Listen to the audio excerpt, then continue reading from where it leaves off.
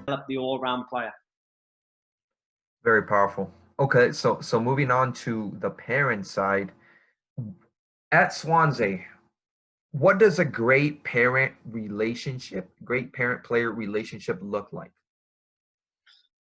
Okay, in my experience, and I've worked across Yeah. the three phases. So we got the foundation phase, which is 8 to 12, the youth Yeah. phase, which is 13 to 16, and the pro phase, which is 17 to 23. I'm lucky that,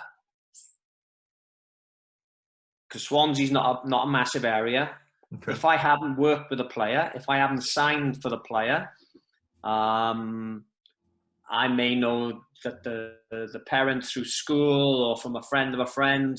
Mm-hmm. And what we do at not just Swansea, at every EFL team, we have like reviews, player reviews, where every 6 weeks, it can be up to 12 weeks, every 6 weeks, the parents will come in and sit down, have a meeting with the coach and the player, and we'll just go in detail the player's game. So it's technical. Alex needs to work on this. Alex needs to work technically, tactically, psychosocially, and physically. And we may even get video footage of the player, because parents are very focused on just the good things. Yeah.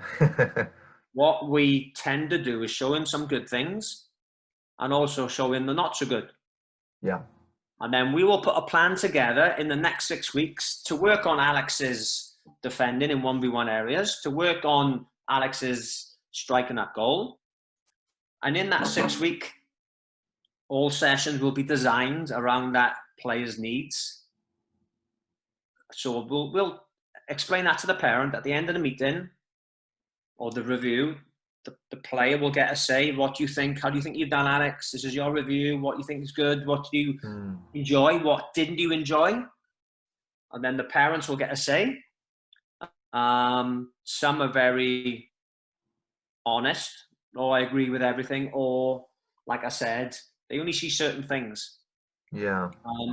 But different to the States, to the UK, every player must have 50% game time. Every player must have. Every single player must have at least 50% game time. That is one of the rules of the EPPP.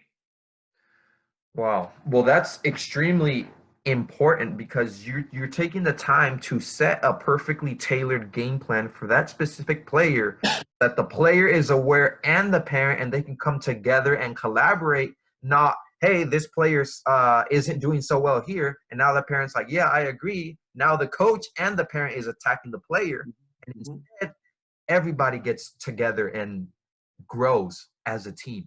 So instead, and I've seen this many times all over the world, is a coach being spoken to by a parent after a game in the parking lot.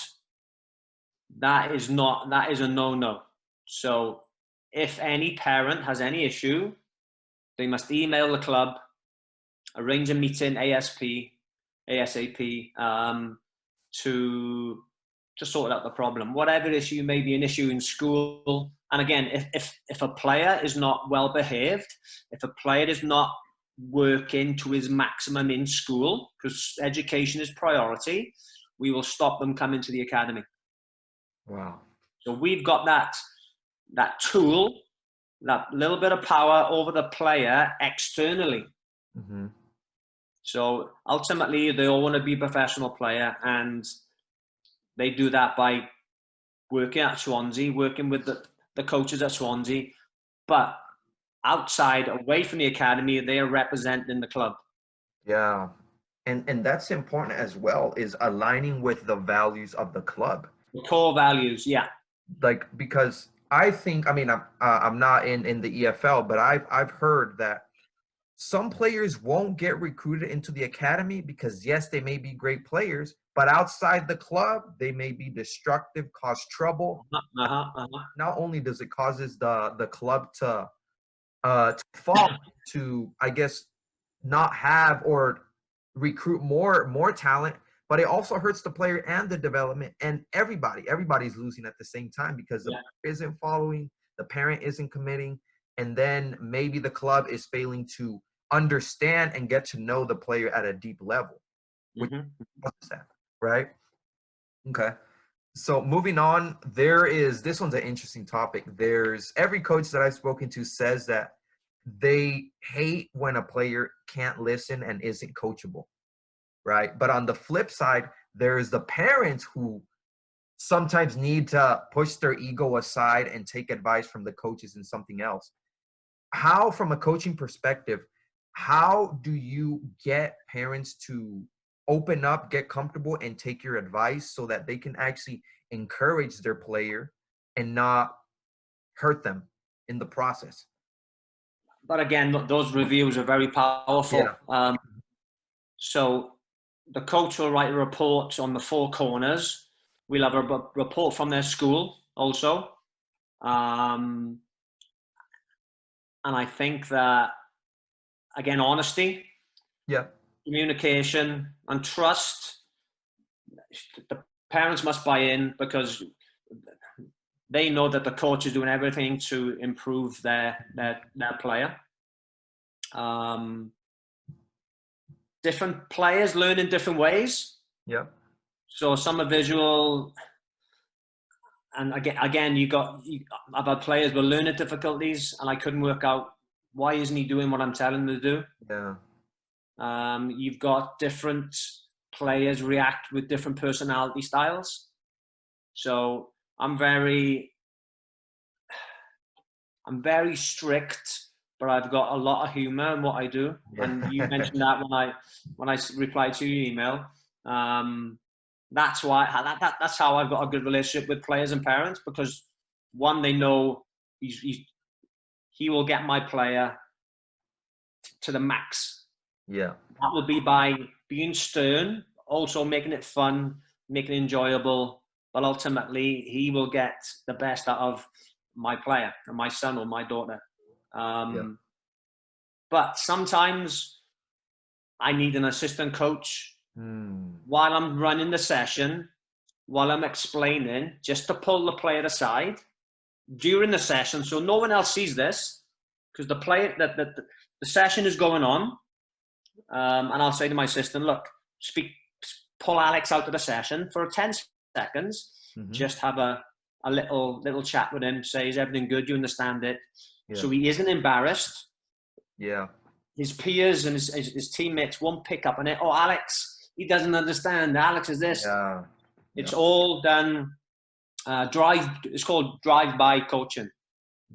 You just walk past the player. Everything good, Al? If you got it. If you don't understand, let me know. Yeah.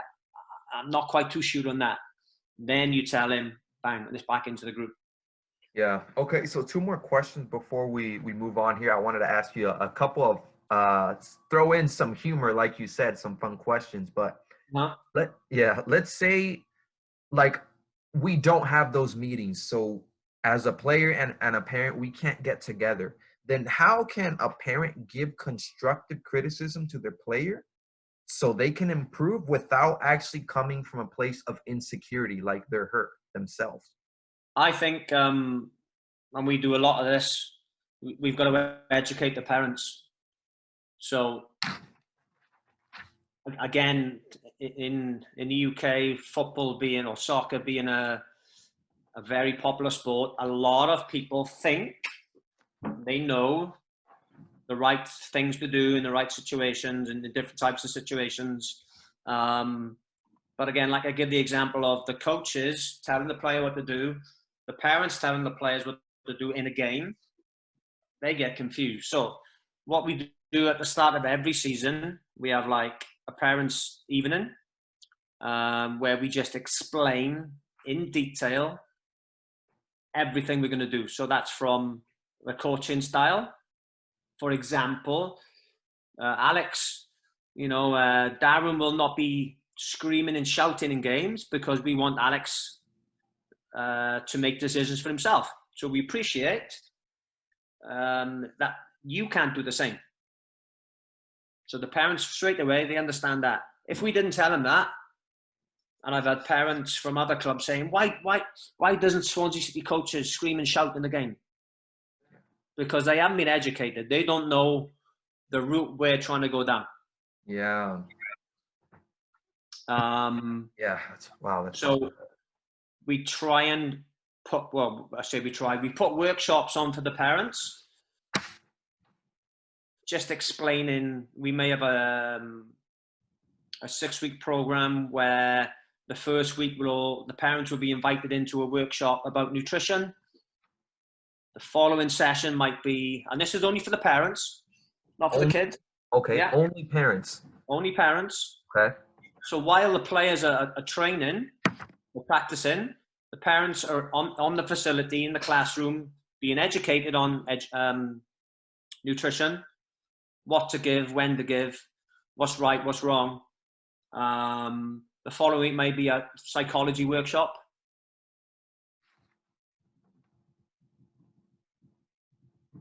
Then the following week, while my assistant coach is taking the session, I will be delivering a lecture or the session on a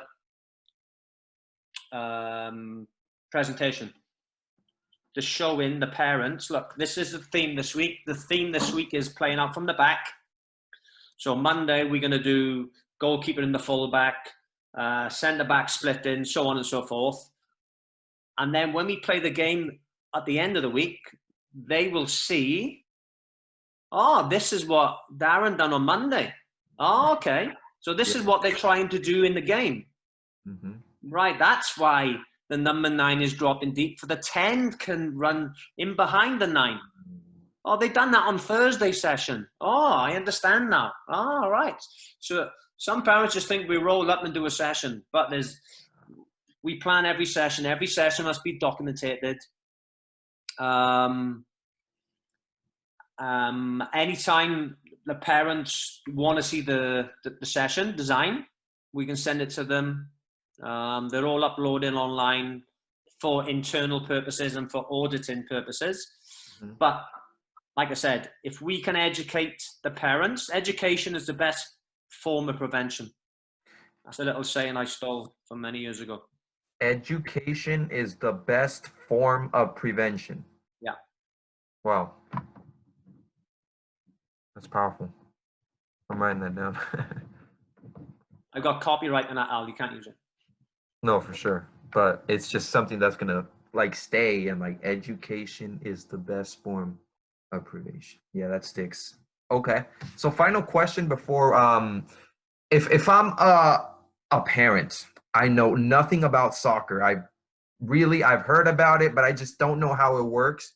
What 3 pieces of solid advice do you give me, Darren, so that I understand parent-player relationship and I don't make the mistakes of, hey, yelling from the stands or getting too excited and trying to get too involved with my parent instead of just trusting the process with the coach? I think, and we've mentioned these words previously, communication. So whether that's too much communication, too little, it must be right. When I say too much, I don't want parents phoning me. And again, we've got a rule at the club. You can't phone coaches. Everything must be by email. So I could be, and working for Swansea City at a professional club sounds glamorous, but it is very, very time consuming. Mm-hmm. When we have time off, it's family. So parents cannot phone coaches with 24 hours after the game. They're not supposed to phone them at all. But in an emergency, fine. Everything must by email. Too little communication, that again can cause big problems. Well, you didn't tell me that. I didn't know this. Why didn't you tell me that? I'm approachable. Come and speak to me. Honesty. And that goes, that's a three-way thing. That's parents, players, and definitely staff, coaches, we are honest with these parents and players, because there's no point stringing parents along, because there's a massive commitment, financially, time-wise. Why keep a player if he ain't good enough when he could go to a different club, maybe a lower level, and get a career at that club? So we've got to be honest with them. Yeah. And again, those reviews are very powerful. They're not meant to big up players. They're meant to critique and criticize the players to make them better. Okay.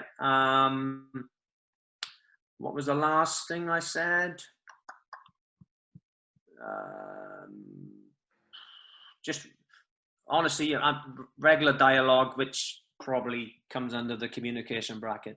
Yeah. Okay.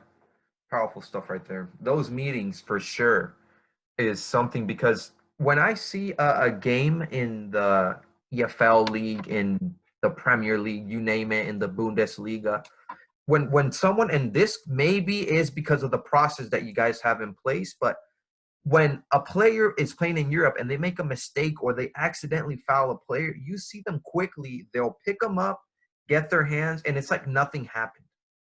Yeah, you put it behind you. You can't change. You put it behind you. And then sometimes in the MLS, someone will slice tackle you, and then they'll immediately stand up and like try to fight them. Right? It happens. It's like the confidence or the mental strength deteriorates. And that's what happens when players start losing control. Right? Yeah. That's something that I've noticed. I'm like, why is it that over there they're just so calm? They put the mistakes behind them. It's like the player knows, hey, even though he slide tackle me, it's like I knew what his intention was, but sometimes you fail to recognize that at, let's say, American football. But there's a thin line between reacting physically and reacting mentally. Mm-hmm. Reacting mentally means, right, next problem, next scenario, win the ball back, switch play, can't I overlap on that? Reacting physically is no. And like I said, the example of our U11s playing against Italians and Spaniards the last couple of years, our players know they cannot touch a player inside the 18 because they will go down like a sack of spuds. Yeah. They know. And we played against Espanyol in February in Barcelona. Our players cope technically, cope physically, mentally, crumbled because contact was made in the penalty area, simulation by the Spaniards. Mm-hmm. Our players were going crazy with the referee because it was a dive, simulation. Yeah. But they got so enthralled in the moment that they didn't understand that, you know, I need to keep my composure here. There's a penalty going on here. If he misses the penalty, I got to follow up. But these are 10-year-olds, 11-year-olds. Yeah. They get so caught up in the moment. They must realize that, one, I cannot, it wasn't a foul, but I know I can't give the opposition the opportunity to win a foul. And you look at their role models in the La Liga, Premier League, EPL. Simulation is very, very, it's in every game. It is. And all about role models. These players are just mimicking, copying, replicating what their role models are doing. So that definitely plays a big influence, because there will be times when a player, he'll purposely do it. You can see it. He's running outside the 18, and he will naturally sprint faster, and then the player will stretch his foot, and that's where he gets some penalty. Yeah. So the attacker will kick the defender, exactly. Go down. Oh, there's contact. Mm-hmm. So, but we need to understand that there's so much money on these games. Yeah. There's so much. I don't know if you remember last season, Aston Villa, they drew a game when the ball was over the line it was VAR's first game. The ball was over the line. They said no goal. It was a goal. Aston Villa drew the game instead of losing. Aston Villa stayed up, didn't get relegated, stayed in the Premier League by 1 point. That decision by the VAR cost maybe Norwich, I think it was. Norwich, I don't know, hundreds of millions of dollars. Jeez. Just because the VAR said it was or wasn't over the line. So fine margins. Yeah, for sure. Okay, so moving on to some fun questions here, if you don't mind. What is the funniest thing that you've seen a player do in a game or in training? Funniest thing I've ever seen. My gosh. That's a good question. I've never been asked that question before. That is... Oof. Oh, I don't know whether I can show you it. No, I better not. Just talk about it. Like, I don't want you to show me. Just explain it, maybe what happened, and that's it. It's, oh man. I mean, we played it because all our training sessions, all our games are videoed. Okay. So this was against Arsenal. Okay. I think it was U16 against Arsenal at Arsenal. If you can imagine 2 dugouts.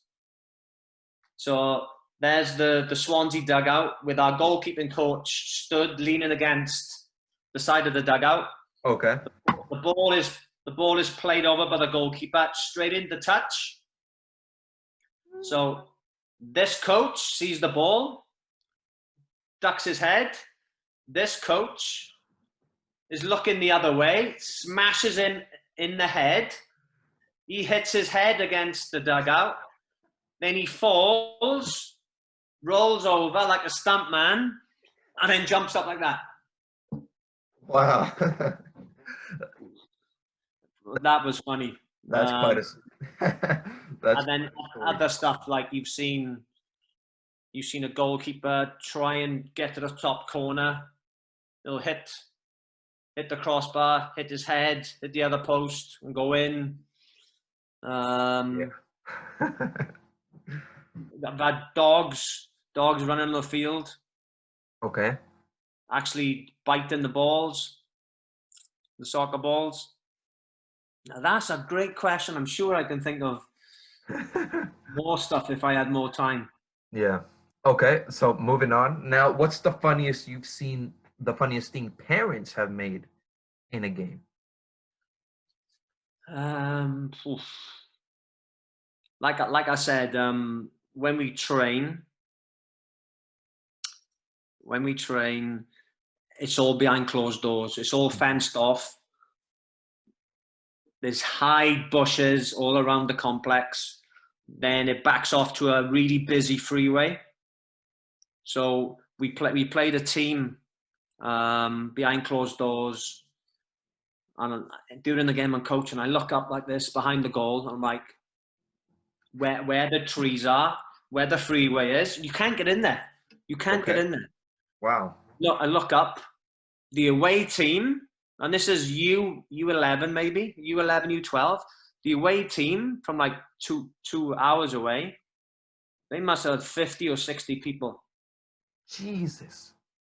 But there's no way you can get in there. It's all, you have to walk down the freeway, which is 4 lanes, with cars going 80 miles per hour, back and forth.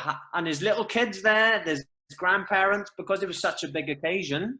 Wow. Them playing Swansea, they must have climbed trees, fences, and it was like 8 o'clock at night. I'm like, am I seeing right here? Parents, man. Ugh. Well, first off, that is commitment right there from the parents. Yeah. That is commitment right there. Even though it looks funny, like you can't deviate from the fact that, wow, that's a really committed parent. And the fact that they have to remain quiet and try to hold in their excitement is even more challenging.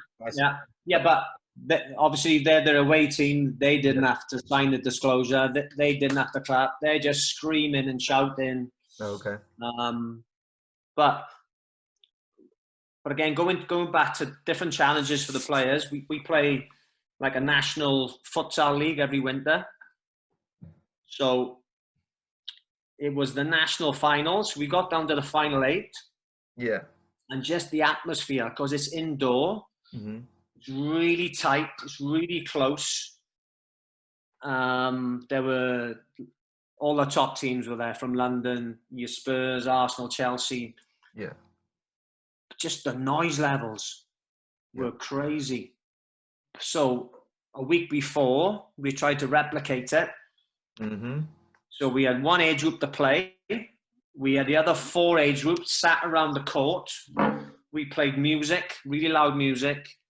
And we had all the other age groups to scream, to shout, to curse, just to test the players' mentality. And at the end of that, wow, I refereed it really bad, deliberately, just to test how they would react. So if it was a goal, no goal. If it went for a corner, no corner. Penalty, never a penalty. So the game was tied. We went to PKs. I was calling everything. Oh, I've got to retake it. The goalkeeper moved. You've got to retake it. Defenders were in the box. Really testing their mentality. Wow. So again, it's all little things you can set up in. Like even today, we're doing a recovery session today. We're doing soccer tennis. Mm-hmm. I was giving everything out when it was in. And these are 18, 19, 20-year-old professionals. Oof, screaming and shouting. And I found myself is the elder you go, they just want to win so bad. Yeah. They want to win so bad. Like, and I've noticed the players who've been in our first team who dropped down to train with us, they are so angry about everything. That's in. Come on. The players, the younger players in the group, the not so confident players, they won't really challenge you. The professionals who are earning big money on big contracts, they will question everything. The dimensions of the pitch stars, they're too small, they're too big. I'm like, wow. It gets me out of my comfort zone, knowing that I could be called out here. And it keeps you mentally sharp as well in the process, for sure. So yeah. Okay, so moving on. What is the funniest thing that a player wears that drives you crazy as a coach, but players actually think it looks great on them? Couple of things, because these boots are crazy colors. Yep. They're crazy colors. But something that stands out for me is we have a player, and it's very cold. Recently, it's been like, it was like snowing yesterday, and there's always this player. In the winter, he'll wear just a vest. Just a vest, shorts. But in the summer, you wear gloves, Under Armour, and I'm like, are you crazy, man? Winter, you just got a vest on, really thin, wet, and I'm like, then there's some players who will wear short sleeve like this, but with gloves, and I'm like, and I always wear shorts, whatever the weather, rain, snow, but these players are wearing like tights, man. Yeah. I just Okay. can't get my head around it.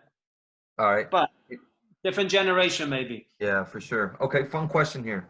If you had to describe soccer to someone in 30 seconds, they've never heard about it, they don't know what it is, they don't know it involves a ball and using their feet, how do you explain that? Get the ball from A to B as quick as you can. Simple. That's it. Get the ball from A to B as quick as you can. Okay. So now let's talk about the Champions League then, if you're cool with that. Who do you have moving on into the round 16s, the rounds 8, the semifinals? For example, let's take Barcelona and Paris G and Paris Saint-Germain. Who do you have that? I think PSG. I think if Messi performs, Barcelona perform. If Messi doesn't, Messi hasn't got Iniesta, Xavi around him anymore. So he's carried them for many, many, many years. PSG for me. PSG. And with Pochettino going there, the guy is an absolute soccer maniac. He is. His man management skills are first class. He'll win the French league, no problem. For sure. Champions League, they got to the final last year. Could he go one further? Maybe. Yeah. Maybe. Okay. How do you see Paris, and since they got a new manager, they have to adjust obviously to the different players. How do you see, like you said, if Messi performs, Barcelona performs. If he doesn't, he doesn't. How do you think Pochettino, I mean, from a coaching perspective, how do you stop Messi in that game? Go to church the day before. Go to church the day before. Yeah. You can try to mark him, but he's so clever. He drops into pockets of space where he drops so deep. I think you just got to congest the center of the field, try and force him wide into wide areas, and just defend, and counter-attack. Yeah. Bang. Yep. Okay, so who do you have then? Who do you think will cause the biggest upset in the Champions League? I don't know. That's a tough one. It is. I think Liverpool, on their day, are very difficult to beat. They haven't got Van Dijk, but they seem to be coping. I'm saying I don't think they've won for 3 games now. Yeah. I don't know. That is a tough one. It is. Pass. Next question. Pass. Okay. Let's see here. The most embarrassing moment in your career. Most embarrassment. Oh my gosh. Every day something happens. Okay. Most embarrassment. I wouldn't say I'm embarrassed. Wales got to the Euros 2016, and I was working in California. So with the time difference, I think we beat Belgium in the quarterfinal to play Portugal in the semi. And you know what the Icelandic fans done with the clapping? They do that. So I wasn't at the session, but when I came out of the session, there was like 300 players, 30 coaches all doing that. And again, it's the first time Wales have qualified for a major, like a World Cup or Euros, since I think 1958. So the first time in my lifetime, I didn't think I'd ever see it. That was special. The other thing that stands out, I'm very lucky and privileged to work for the club I love. Yeah. I'm a local lad, Swansea City fan. So I'm privileged to work for my club. Coached all over the world. I did coach in. Have you heard of Nike the Chance? No. You're gonna have to Google that. Okay. I coached at the new camp, 2011. I'll send you the link. It's what it is. Nike held tryouts all over the world, and they tried to whittle it down to the best 100 players in the world. Wow. Yeah, I'll send you the link. It's great viewing. It's all over on YouTube.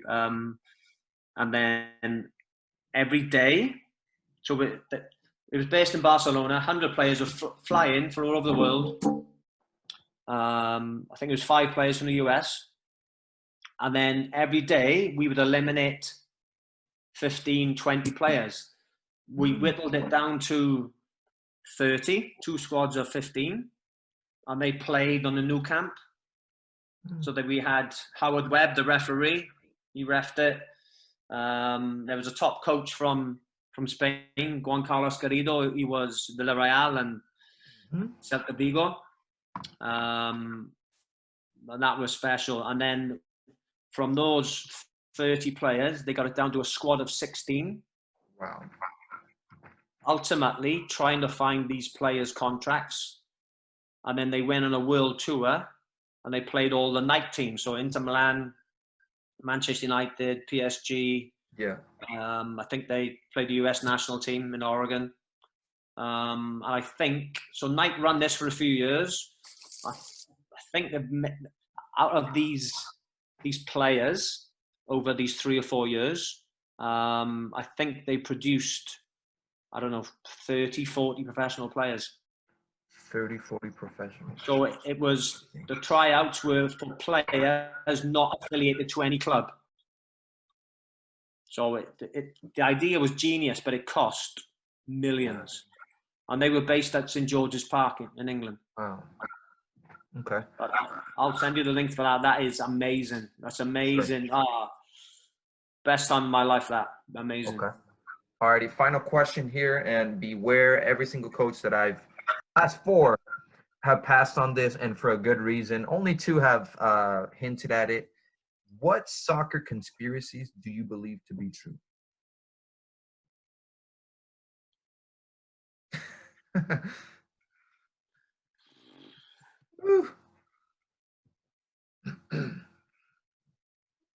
Now, every referee despises Swansea City. Because we're a Welsh club playing in the English League. Wow. Some of the decisions are absolutely mind-boggling. I just think that they're trying to, is it an anti-Welsh thing? Is it Wales, England? Some of them are unbelievable. You would not believe your eyes, some of the stuff we see. But that's fans talking. That's fans talking. Yeah. Alrighty, sounds good. Well, either way, Darren, I want to